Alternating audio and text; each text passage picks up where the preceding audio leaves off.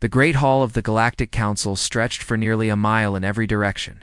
Floating platforms held representatives from 100 different species, each one older than humanity, each one convinced of their own importance. Light filtered through crystal walls that had stood for 10,000 years, casting rainbow shadows across the assembled beings.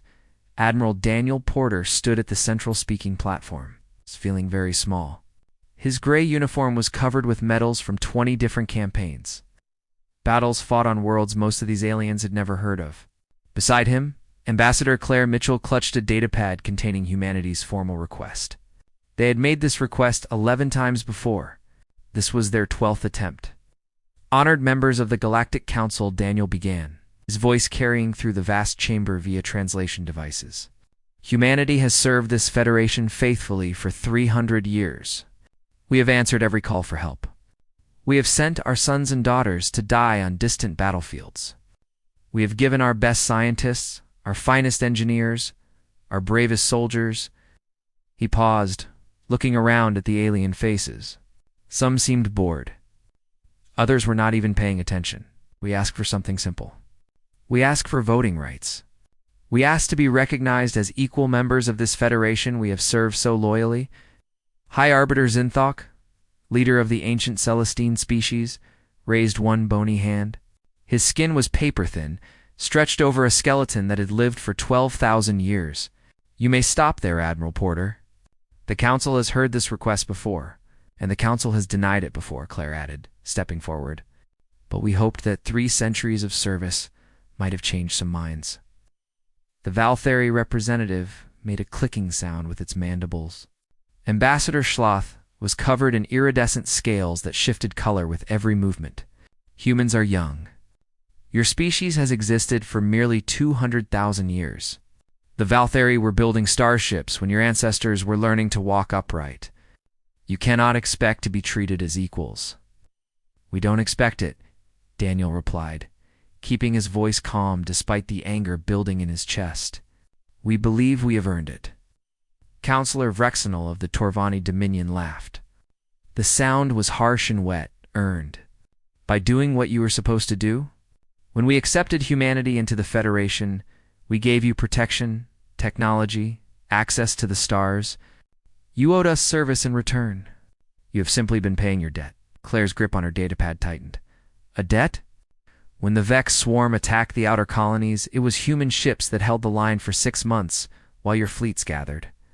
40,000 human soldiers died protecting Torvani mining stations. And we are grateful, Vrexenal said, not sounding grateful at all. But gratitude does not equal equality. The Torvani waited 3,000 years before receiving council seats. Humanity must learn patience. On the human colony ship Horizon's Edge, orbiting a small moon at the edge of Federation space, Captain Samuel Grant watched the proceedings through a quantum link. His first officer, Lieutenant Laura Kim, stood beside him, her face tight with frustration. They're not even pretending to consider it, Laura said quietly. Samuel shook his head. They never were. This whole thing is just theater. They let us speak so they can feel good about giving us a chance. Then they deny us so they can feel good about keeping us in our place. 300 years? Laura murmured. 300 years of being the Federation's soldiers, builders, and problem solvers, and they still see us as children. Back in the council chamber, High Arbiter Zinthok was speaking again. The petition for human voting rights is denied. Humanity will continue in its current role as a supporting member species. This matter is closed and will not be revisited for another 50 standard years. Daniel felt something break inside him. Not his spirit that had broken years ago. Watching young human soldiers die for aliens who barely acknowledged their sacrifice. Something else broke. Something that had been holding back a deeper truth. I understand, he said, his voice flat. Thank you for your time, High Arbiter. He turned and walked toward the exit, Claire following close behind. Neither of them looked back. Outside the chamber, in a corridor lined with statues of ancient alien heroes, Claire finally spoke. That's it then? Another 50 years of being treated like servants? Maybe, Daniel replied. Or maybe not. She looked at him sharply. What do you mean? I mean that I'm tired, Claire. I'm tired of begging for scraps from people who don't respect us. I'm tired of watching human blood spill for alien causes while they tell us we haven't earned the right to have a voice. What are you suggesting? Daniel stopped walking and turned to face her. His eyes held a fire that Claire had never seen before. I'm suggesting that maybe it's time to stop asking. Maybe it's time to show them exactly what humanity has been contributing to this Federation. And what happens when we stop? Claire's heart began to beat faster. That would be ... extreme. Yes, it would. Daniel started walking again. But I've been fighting for this Federation since I was 18 years old. I've lost friends, family, and pieces of my soul on battlefields across the galaxy, and I'm done pretending that's normal.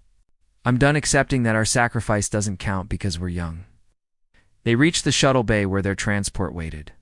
A young human pilot named Christopher Hayes snapped to attention as they approached. Admiral Ambassador, how did it go?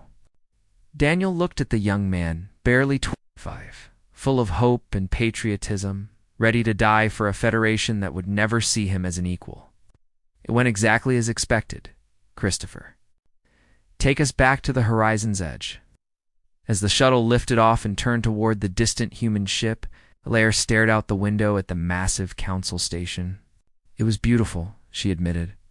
A monument to cooperation between species built over millennia of shared effort. But underneath that beauty was something ugly. A hierarchy that placed some species above others, a system that took human lives while denying human dignity. The president will want a full report, she said. She'll get one, Daniel replied. And then we'll see what happens next. The shuttle docked with the horizon's edge, and Daniel made his way to the command center where Samuel Grant was waiting. I watched the whole thing, Samuel said. I'm sorry, Admiral. Daniel sat down heavily in a chair. For a long moment, he said nothing. Then he looked up at Samuel with eyes that held 300 years of accumulated frustration. Captain Grant, I want you to begin compiling a report. I want to know every single contribution humanity has made to this Federation. Every ship we've crewed, every battle we've fought, every disease we've cured, every station we've built or repaired. Everything. Samuel nodded slowly. That's going to be a very long report, sir. I know. Daniel's voice was quiet but hard as steel. And when we're done, we're going to send that report to every human colony, every human ship, every human outpost in the galaxy. We're going to remind our people exactly what we've given to the Federation. And then Daniel stood up and walked to the window, staring out at the stars. And then we're going to ask them a question. How much longer are we willing to give to people who think we're worth nothing? The stars seemed to shine a little colder that night. Change was coming to the galaxy. And no one, not the ancient Celestine, not the proud Valkyrie, not the arrogant Torvani, had any idea what that change would bring. The distress signal came at 3 a.m.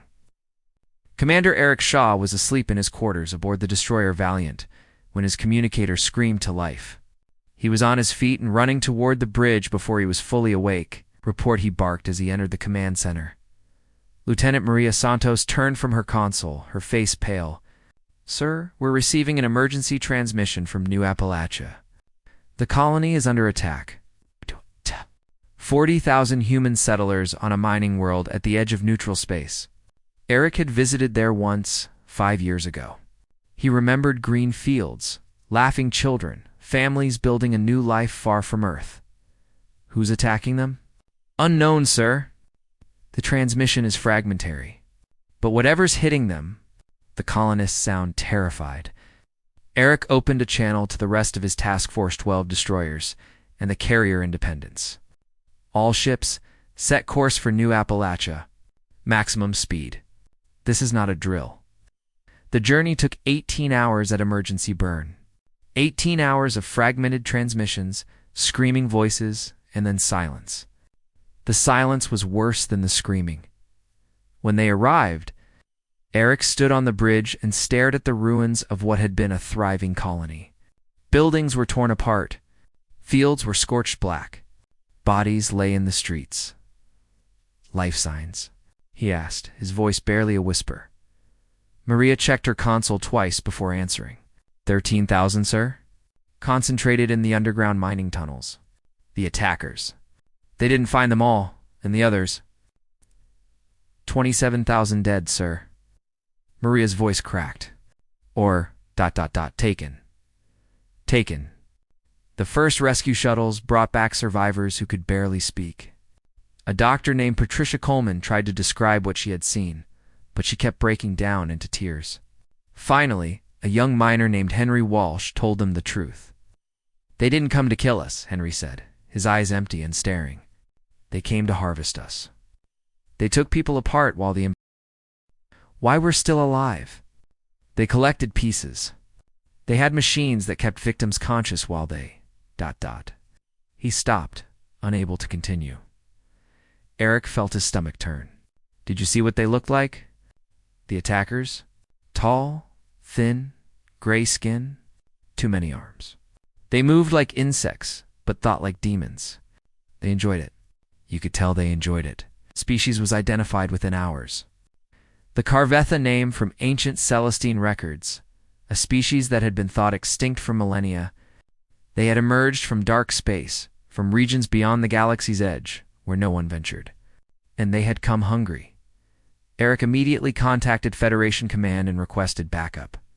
The Carveth had retreated after their harvest. But long-range sensors showed a massive fleet gathering at the edge of the system. They would return. Probably within hours. The response came from Counselor Vrexenal himself. Eric stood on his bridge and listened to the Torvani's words with growing disbelief. New Appalachia is located in neutral space, Vrexenal explained, as if speaking to a child.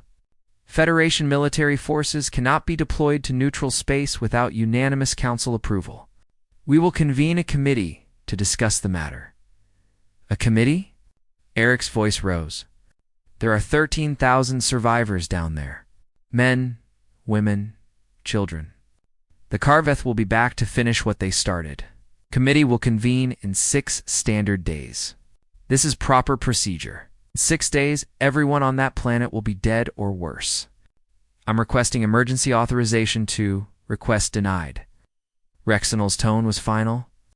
If you deploy Federation forces without authorization, you will be charged with insubordination. This matter will be handled through appropriate channels. The transmission ended. Eric stood motionless for a long moment. Around him, his bridge crew waited in shocked silence. These were men and women who had served the Federation their entire careers. They had followed orders, respected the chain of command, believed in the system. Lieutenant Maria Santos spoke first. Sir, what do we do? Eric thought about his oath to the Federation. He thought about his career, his pension, his future. Then he thought about 27,000 people who had been harvested like crops, and 13,000 more waiting to share their fate. Open a channel to all human ships within emergency range, he said quietly. Tell them what's happening here. Tell them the Federation won't help, and ask them to come anyway. Do it. 17 human ships responded to the call. Freighters, survey vessels, even a passenger liner that dumped its cargo to make room for refugees. They came because human beings were in danger. And because the Federation had decided that procedure mattered more than people, the evacuation took 9 hours. Eric pushed his crews to the breaking point, shuttling survivors from the surface while watching the Carveth fleet grow larger on long-range sensors. By the time the last transport lifted off, the enemy was less than an hour away. All ships withdraw, Eric ordered. Leave a present for our friends. The present was 300 automated mines, scattered across New Appalachia's orbit. When the Carveth arrived, they found empty buildings, cold bodies, and explosions that tore through 37 of their vessels. Eric watched the distant flashes from the bridge of the Valiant. He felt no satisfaction. 37 ships was nothing compared to the fleet the Carveth commanded. But it was something. It was a message. The message the Federation sent was different. 1 week later, the Galactic Council charged Commander Eric Shaw with insubordination, unauthorized deployment of military forces, and violation of treaty protocols. They demanded that humanity surrender him for trial, President Catherine Holmes received the demand in her office on Earth. She read it 3 times, then called an emergency session of the United Human Territories Parliament. The debate lasted for hours. Some argued for compliance. The Federation was powerful, and humanity couldn't afford to make enemies. Others pointed out that Eric Shaw had saved 13,000 lives while the Federation sat on its hands. In the end, the vote wasn't even close. President Holmes addressed the Galactic Council via holographic transmission. Her face was calm, but anyone who knew her could see the steel in her eyes. You want us to hand over Commander Eric Shaw for the crime of saving human lives when you refuse to help? You want us to punish the man who did what the Federation should have done? She paused.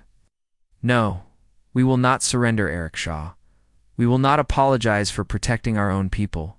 And we have something else to tell you. High Arbiter, Zinthok leaned forward.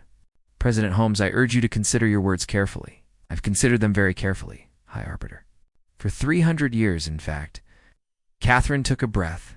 Effective immediately, humanity is withdrawing from the Galactic Federation. We will recall our fleets, our scientists, our engineers, our doctors, and our peacekeeping forces. We will close our borders and suspend all joint operations. The council chamber erupted in confused murmurs. Several representatives began shouting questions. Catherine held up her hand. You told us to know our place. You told us we hadn't earned the right to be heard. Now, you'll learn what our place actually was. You'll discover exactly what humanity contributed to this federation. She leaned closer to the camera. And then you'll understand what you've lost. The transmission ended. Across the galaxy, human ships began turning toward home. The first problems appeared within 3 months.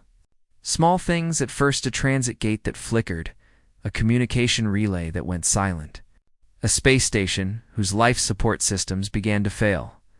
The transit gates were the backbone of galactic civilization. Massive rings of alien metal that bent space itself, allowing ships to cross thousands of light years in moments. The Celestine had designed them 10,000 years ago when their species was young and brilliant. But the Celestine were old now. They had forgotten how the gates worked. They had forgotten how to fix them. For 300 years, human engineers had maintained the gates.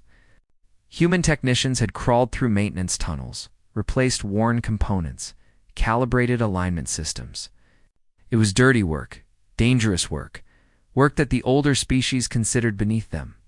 And now that work wasn't being done. Chief Engineer Victor Lane had spent 40 years keeping Transit Gate 7 operational. Now he sat in a bar on Earth, watching news reports about the gate's failure on a holographic screen. Estimated repair time is unknown, the alien news anchor was saying. Celestine engineers are studying the problem, but progress has been slow. Victor laughed bitterly and ordered another drink. The problem wasn't complicated. A primary calibration coil had burned out heat, replaced dozens of them over the years. But the Celestine didn't have replacement parts. Human factories had manufactured those parts. Human supply chains had delivered them. Without humans, Celestine were rediscovering how little they actually knew about their own technology. Ambassador Connor Bailey remained at Neutral Station 9, watching the collapse unfold. He wasn't there to help. His orders were clear about that. He was there to observe, to document, to make sure humanity understood exactly what they had meant to the Federation. 3 gates down now, his aide, Margaret Powell, reported. The Valkyrie homeworld is cut off from half their colonies. They're starting to panic. Connor nodded slowly. Any requests for help? 18 in the last day. The Torvani want engineering teams. The Celestine want technical manuals. The Valkyrie just want someone to tell them what to do. Forward everything to Earth. Let the President decide. President Holmes decided the same way each time. No, it wasn't cruelty. It wasn't revenge. It was simply the natural consequence of 3 centuries of dismissal. Humanity had offered friendship and been given servitude. They had offered partnership and been given orders. Now they offered nothing, and the Federation had to learn to survive on its own. The second year brought the medical crisis human. Pharmaceutical companies had produced 60% of the Federation's advanced medicines. Not because humans were better at chemistry, though they were quite good, but because humans were willing to do the work. Alien species looked down on manufacturing, on the tedious process of mixing compounds and running quality checks. They preferred to buy from others. Now there were no others. Dr. Linda Russell had once run a medical research facility on the Celestine homeworld. She had developed treatments for diseases that alien scientists had studied for millennia without success. When humanity withdrew, she had packed her notes and left without a word. Now she worked at a hospital on Mars, treating human patients with the medicines she had once shared freely with the galaxy, or asking for the formula for crystalline plague treatment. Her colleague, Dr. Stephen Price, mentioned one morning, "The plague is spreading again. 3 outposts in the Outer Rim have reported cases." Linda didn't look up from her work. "I remember the plague. I spent 6 years developing that treatment. The Celestine Council gave me a certificate of appreciation. They spelled my name wrong. So what should I tell them? Tell them the formula is available for purchase through neutral traders. Market rates apply." The price Linda quoted would bankrupt a small colony. She didn't feel guilty about it by the end of the 2nd year. The crystalline plague had killed 800,000 people across TW 11 worlds. Federation medical teams worked frantically to develop their own treatment, but they were starting from scratch. Human researchers had spent decades on the problem. Alien scientists had spent those same decades, assuming humans would always be there to handle such matters. Admiral Kevin Drake commanded the Human Border Patrol, a fleet of fast ships that circled human space like guard dogs around a home. His job was simple. Nothing got in without permission. Nothing. A Eduarvani medical frigate tried to cross the border in the middle of the night, running without lights in hopes of avoiding detection. Kevin's sensors picked them up immediately. "Torvani vessel, you are entering human space without authorization. Turn back now, please," the Torvani captain transmitted. "We have sick passengers. Children. We just need access to your medical facilities. You can pay neutral traders at border stations. You are not welcome in human space. Turn back now, or be fired upon." The frigate turned back. Kevin watched it go with a cold feeling in his chest. He didn't enjoy this. None of them did. But 3 years ago, the Federation had formed a committee while humans were being harvested. Sympathy was a luxury humanity could no longer afford. The 3rd year brought the Karveth. Without human military presence, the harvester species grew bold. They struck first at outlying Federation worlds, small colonies, mining outposts, research stations. Places with few defenders and many victims, the Valtheri sent their fleet to respond. It was a proud fleet, built over thousands of years, crewed by warriors who traced their lineage back to ancient heroes. They had won 100 battles in the distant past. They had not fought a real war in 800 years. Humans had handled the fighting for them. The Battle of Veltry's Prime lasted 6 hours. The Valtheri lost 47 ships. The Karveth lost 3. When the Valtheri survivors limped home, they brought with them a terrible understanding. They had forgotten how to fight. High Arbiter Zinthok sent a personal message to President Holmes. The ancient Celestine had never lowered himself to communicate directly with a human leader before. Now his holographic image knelt before the camera. "President Holmes, I beg you. The Karveth are destroying us. They will not stop until every living being in the Federation is dead or harvested. We need humanity's help. Please." Catherine Holmes watched the message in her private office. She watched it 3 times. Then she composed her reply. "Hi, Arbiter. Thank you for your message. I have reviewed your request for military assistance. Unfortunately, this matter falls outside established protocols. I recommend you convene a committee to discuss the appropriate response." She paused. "This is procedure." The transmission ended. Across the galaxy, the Karveth continued their advance, and the Federation, for the first time in 10,000 years, faced destruction alone. 5 years had passed since humanity walked away. The galaxy had changed in ways that no one could have predicted. 47 inhabited worlds had fallen to the Karveth. Some were burned clean, every living thing reduced to ash. Others were harvested, their populations taken apart piece by creatures that seemed to enjoy suffering. The lucky planets were simply abandoned, their people fleeing in whatever ships they could find, Refugee stations overflowed with desperate beings. Food shortages had sparked riots on 100 worlds. Transit gates continued to fail, cutting off entire sectors from help or hope. The mighty Galactic Federation, which had ruled the stars for 10,000 years, was dying on Neutral Station 9. 3 beings who had once believed themselves masters of the universe prepared to beg. High Arbiter. Zinthok was 12,000 years old. He had seen empires rise and fall. He had guided the Celestine through crises that would have destroyed lesser species. In all those millennia, he had never felt so helpless. Beside him stood Counselor Vrexenal of the Torvani and Representative Schlath of the Valkyrie. They had been enemies once, these 3. Their species had fought wars over territory, resources, pride. Now they were united by something stronger than old hatred, fear. "The human border station is ahead," their pilot announced. "They're hailing us." Zinthok straightened his ancient body. "Let them see us." The holographic image of Admiral Nicole Carter appeared before them. She was a woman in her 60s, her gray hair pulled back tight, her eyes sharp and cold. She had fought alongside Valkyrie forces decades ago, in the days when humans were still loyal servants of the Federation. Those days seemed like ancient history now. "High Arbiter," Nicole said, her voice carefully neutral. "This is unexpected, Admiral Carter." Zinthok inclined his head. "We request permission to enter human space. We come as petitioners." A long silence followed. Nicole's expression didn't change, but something flickered in her eyes. Petitioners. That's a word I never expected to hear from a Celestine. These are times none of us expected, Admiral. Will you grant us passage? Another pause. Then Nicole nodded once. Follow the escort ships. Don't deviate from the assigned course.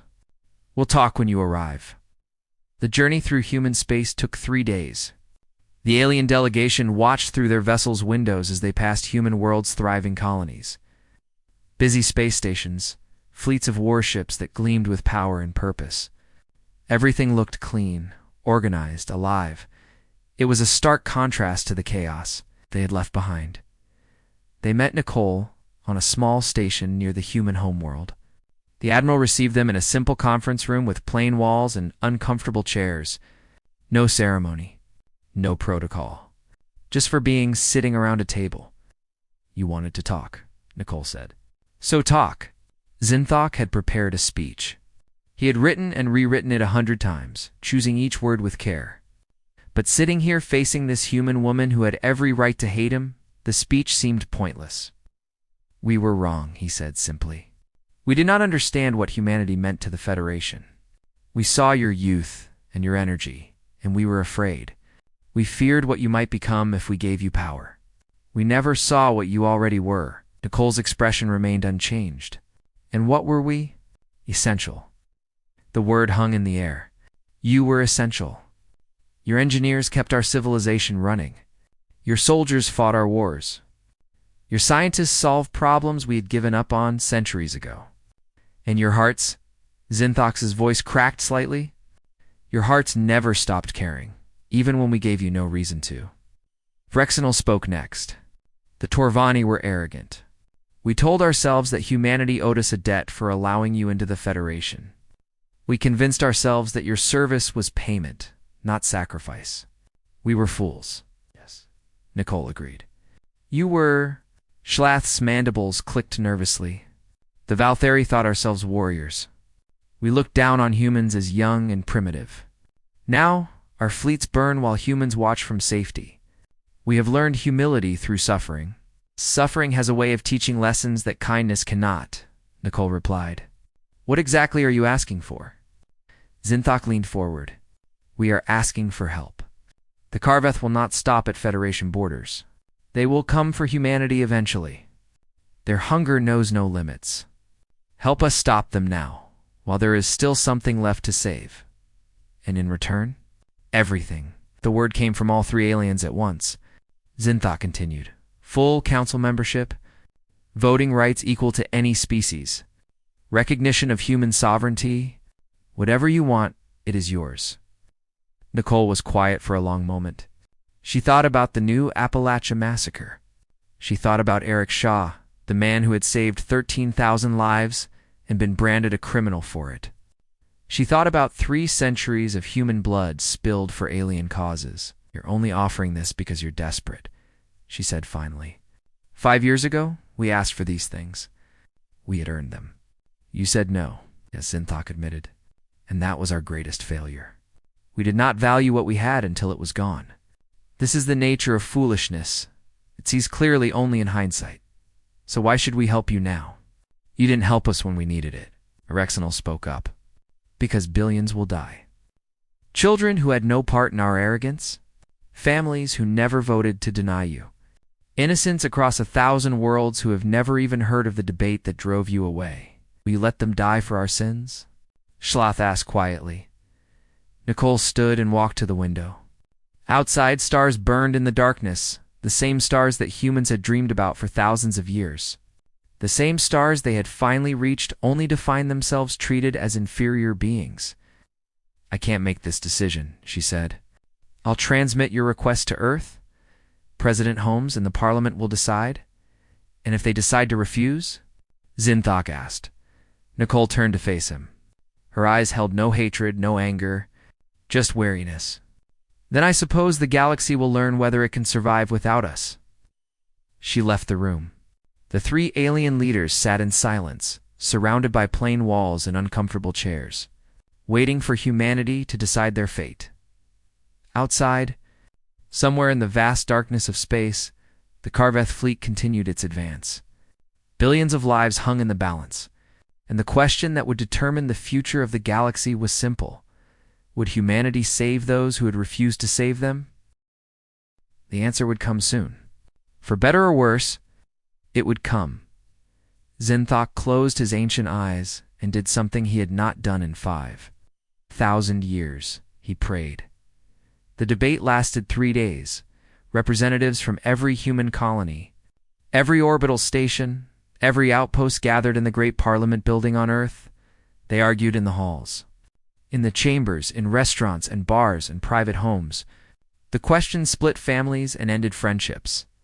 It was the most important decision humanity had ever faced. Some argued that the Federation deserved its fate. For 300 years, humans had given everything and received nothing but contempt. Why should they sacrifice more for people who had never seen them as equals? Others pointed out that the Karveth would eventually reach human space. Better to fight them alongside allies than to face them alone.